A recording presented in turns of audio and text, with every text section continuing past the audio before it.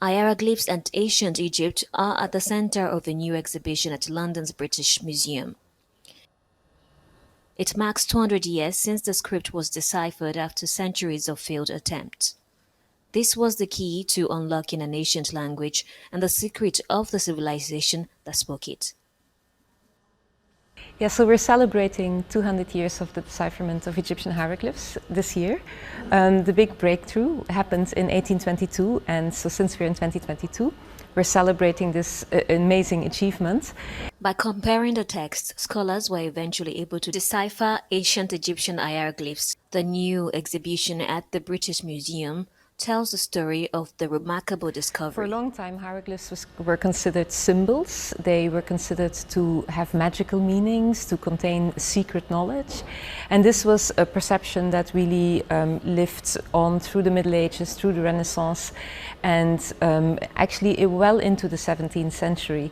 And the decipherments really made us understand that hieroglyphs, although they look like pictures, they represent a spoken language.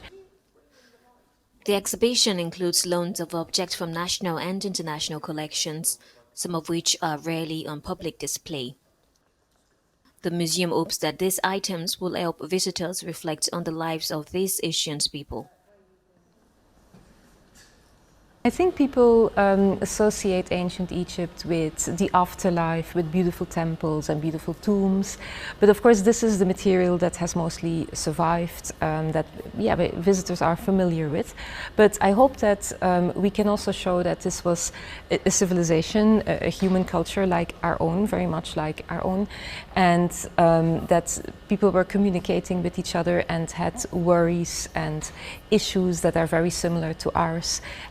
More than 240 objects chart the journey from early failed attempts to understand the mysterious symbols to correspond between Thomas Young and Jean-François Champollion, the Frenchman who finally cracked the code in 1922.